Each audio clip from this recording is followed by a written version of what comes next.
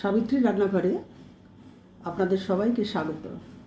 আমার আজকের রেসিপি আলু বেগুন চিংড়ি। তার জন্য চিংড়ি মাছ লাগছে কিছু, দুটো বেগুন নিয়েছি, দুটো আলু নিয়েছি। আর এখানে মশলা বলতে সামান্য জিরে গুঁড়ো, হলুদ, নুন আর ফোড়নের জন্য একটা শুকনো লঙ্কা, জিরে আর কিছু কাঁচা লঙ্কা আছে। আর রান্নাটা সর্ষের তেলে হবে। প্রথমেই আমি চিংড়ি মাছটা ভেজে নেব।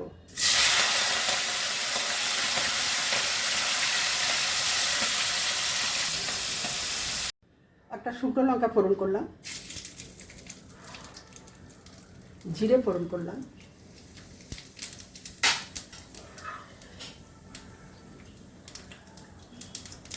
আলুটা দিয়ে দিলাম,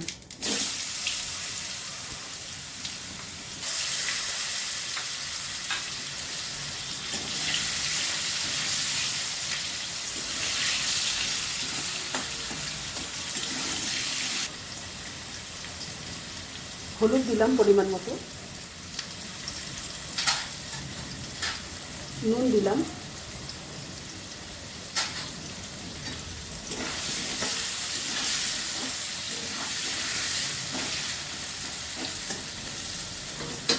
এবার আমি একটু ঢাকা দেবো, আলুটা ভাজা হবে।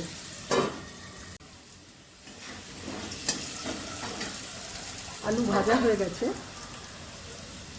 এবার আমি বেগুনগুলো দেবো।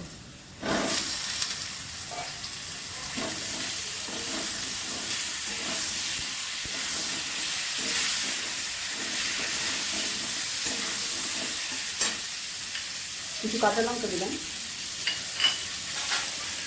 সামান্য জিরের গুঁড়ো দিলাম,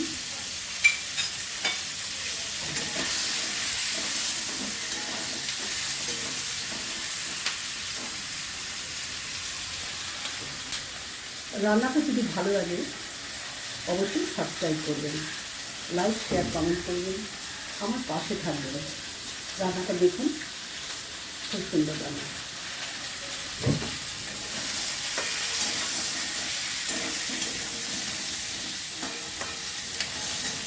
এবার আমি একটু ঢাকা দিয়ে দেবো।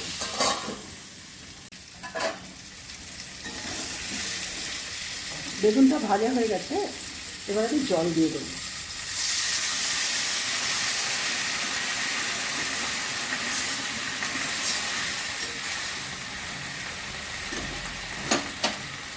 একটু ফুটবে, সেদ্ধ হবে, ঢাকা দিয়ে দিলাম।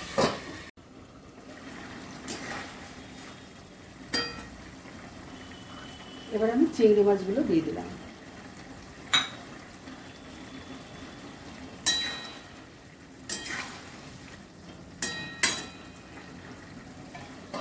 আর একটু সেদ্ধ হবে।